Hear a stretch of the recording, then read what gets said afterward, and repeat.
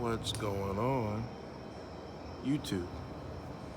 It's your boy, Sean Ford, aka Big Kill Street, and we are back again tonight with another reaction video.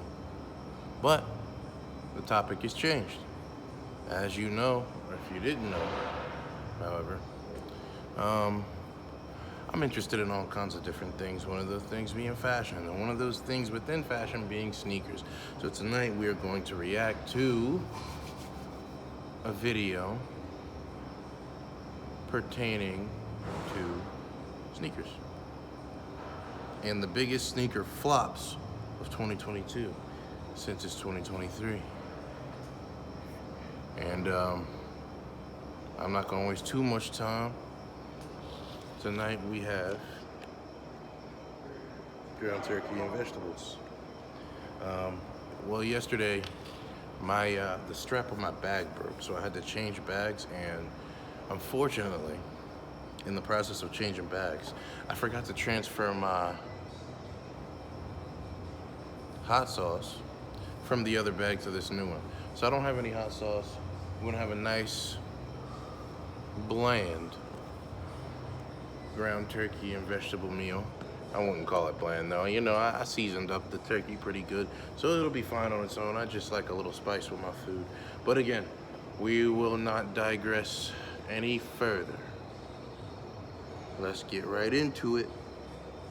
Guys, we've been over the best of 2022 when it comes to sneakers, and there's been a lot of really solid drops. However, today we're going the other way. I'm talking the biggest sneaker flops of 2022. These are sneakers that were positioned to be the next big thing, but ended up being just dead in the water. So let's get into it. Starting at my 7th pick, the Adidas I was just looking at these Jones, the M&M ones. Having a sneaker with a massive rise, but then I like the M&M ones. The Adidas Forum silhouette actually cropped up at what seemed to be the perfect time. They were perfectly positioned to be Adidas's answer to the Nike Dunk. Dunks were being pumped by Nike. They still are to this day and are one of Nike's most popular sneakers right now. And the Adidas Forum kind of had the perfect hero arc. It's a retro silhouette from the 80s that Adidas decided to bring back. I mean, Michael Jordan even wore this pair of shoes, so it was a direct competitor to Jordans and Dunks. They had great materials. In fact, the materials were way better than what the Nike Dunk was offering, and they were only $100, so construction-wise, in terms of materials, they actually seemed better value than the Nike Dunk. Not to mention, they had some banging collaborations, like the Bad Bunny collab. Actually, that might be the only good collaboration that they had. I mean, unless you're a big fan of Home Alone or Eminem. I like the M&Ms. Or the Prada collaboration, just the all-black sneaker that was over $1,000. Yeah, that Prada shit pissed me off. I ain't gonna cap. There was a lot of misses that Adidas had in terms of trying to bring a lot of publicity and hype to the Adidas Forum. Now, look, I personally really like the Adidas Forum silhouette as it is. I just think that Adidas completely dropped the ball with bringing hype to this silhouette. They did too many collaborations that just seemed forced, and they dropped too many unnecessary colorways. So inevitably, the Adidas Forum had a huge rise and a pretty sharp fall. To this day, you can find quite a lot of these different collaborations on sale, including a bunch of high and low top colorways that are also pretty steeply discounted. I think Adidas could have done a better job with this silhouette. Some better too many colors. That's what I was noticing myself. Now moving on to other silhouettes or leaving Adidas completely, Forum is very unlikely to be the next big thing that Adidas wanted them to be. Coming in at my number 6 pick is Nike's ISPA line. This one's pretty sad for me because I personally really loved the idea of Nike's inspiration Them with bitches the project. is ugly. Improvise, scavenge, protect, and adapt. And from that motto, from that idea of this collection, Nike came up with some absolutely insane stuff. The Road Warrior was absolutely incredible in terms of design. Yes, it looked insane, and maybe it's not even the most practical sneaker to put on your feet, but it was futuristic. It challenged the idea of sneaker design. They also did the 720s, which I thought were pretty cool, and even the Overreact was incredibly comfortable. I've never worn them to know. I love the idea that Nike had a specific design department just dedicated to creating some of the most innovative and futuristic sneakers. So this year, Nike's ISPA seemed to to really just fall apart, literally. This year, Nike dropped a sneaker called the ISPA Link. The idea behind it, I kind of like those gray ones. You can take them apart. You can separate the upper from the midsole, and that's fine. There's nothing wrong with that, except for the fact that it's completely useless. Like literally, when I was reading through the whole design idea behind the ISPA Link, the only reason I could find that Nike created this pair of shoes was to make it more easy to recycle, which makes it even more useless of a sneaker. Like, you know what would make this sneaker even easier to recycle? If it just didn't exist. Like literally, not having a sneaker to recycle at all would be way better than creating a sneaker just strictly to make it easier to put it in a shredder. Now, I didn't want to harp on the looks of this sneaker because I guess that's kind of subjective. I mean, personally, I think this is one of the ugliest sneakers that dropped in 2022. But they're just not even comfortable. They're not practical. There's nothing about this pair of shoes that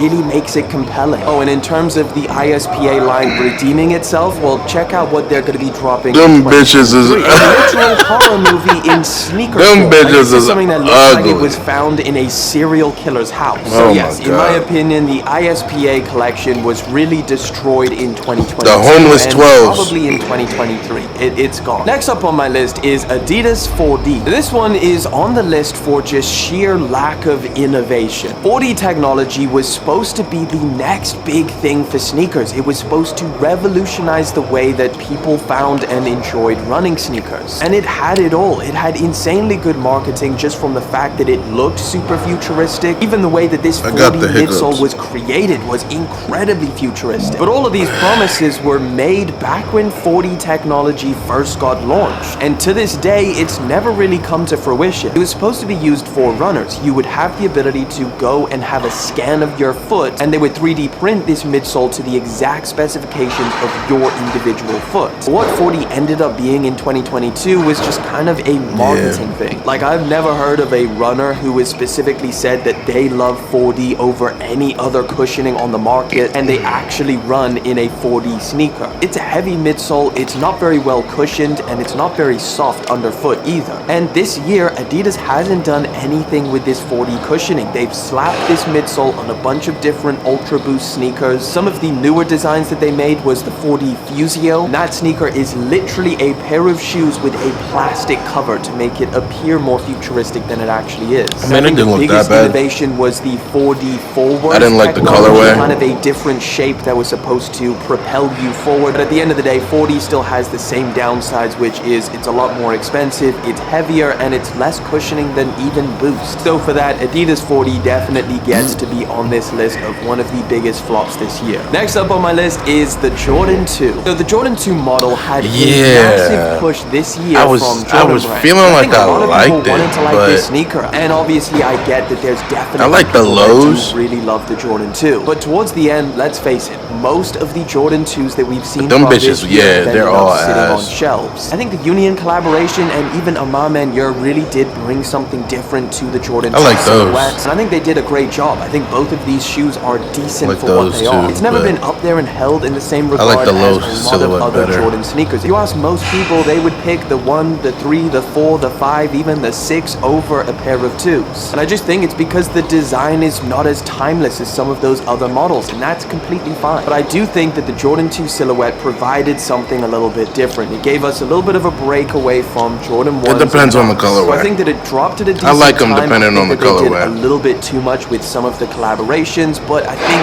ultimately the expectations for the Jordan 2 were just way too big for what this sneaker could actually accomplish. Next up on my list is the Nike Air Trainer. And this one, not even the Travis Scott treatment could save this pair of shoes. These seem to be like one of the biggest come and go sneakers for 2022. I mean, it was like all of a sudden, I do kind of like the Travis Scott ones.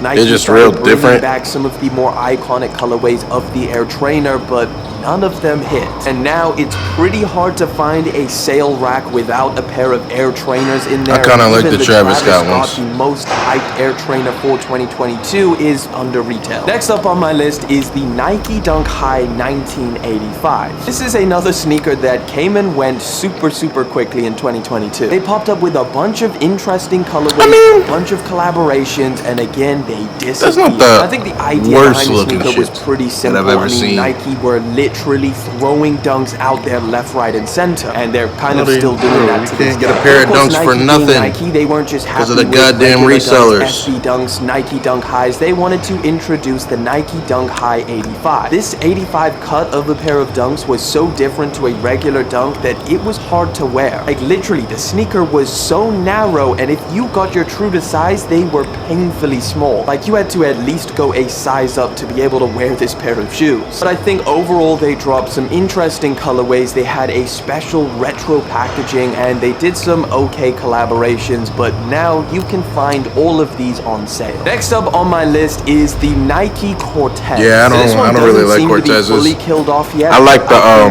the Kendrick Lamar collab with the Cortezes. Those are pretty hard, but Cortez. They got Union to do a collaboration with a bunch of different colorways. They even got I do like those ones, and though. This is actually a sneaker that I thought was pretty interesting and had some legs to it. And I actually think that the Sakai collaboration had a solid design. Like I actually think it looks pretty good. There's a huge practical design flaw in that Sakai collaboration where the midsole is so incredibly narrow that this sneaker becomes literal ankle snappers. Like it is literally unstable to walk around in, to the point where you feel like you're gonna roll your ankle at any step. Now I also never really thought that the Union collaboration looked amazing, but I have definitely seen some people pull them off and actually make this sneaker look pretty dope. I'm not gonna say it's a complete flop in general, but honestly I haven't seen a really compelling option when it comes to the Nike Cortez in terms of collabs and new colorways. And upcoming in 2023 they're gonna be doing a quad. These just dropped. At the same time, I think like yesterday or the day before yesterday. Anything crazy in terms of the hype of. I want the black and yellow. So in my opinion, the push by Nike for the Cortez, I think, is ultimately due. Any other color than the ones that dropped. Of the biggest sneaker flops for 2020. Because the ones that dropped are like blue and red and like white. I don't really wear that color combo too often. Down in the comment section. Thank you so much for coming through, hanging out for yet again another video. Thank you for liking, commenting, and of course subscribing. We'll catch you guys in the next one. But until then, that's the end. So, a brief little outro. Those were some sneakers that were kind of shitty. I like this guy's videos. I watch his videos pretty often. Yeah, man, those Cortezes that just dropped the other day. I can't rock with the colorway.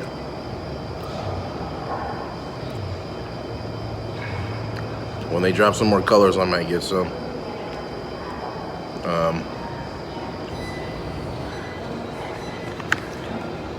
I mean, just like yesterday, I'm not going to use up too much more of y'all's time. Just doing some fun stuff, reacting to some fun stuff. I don't want to get too serious on this page, too far left, too far right. I'm kind of in the middle when it comes to that, you know.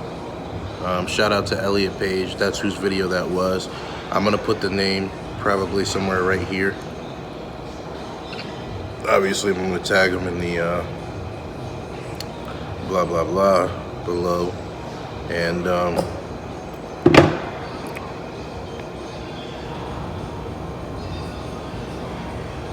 y'all have a fantastical day. I'll wash my face. And night. The black off him. You don't wanna hear that Mac talking. All these niggas, they be trash talking. Pussy boy, you not a friend of me. How you turn from a friend to an enemy? You do not want this beef, you should let it be.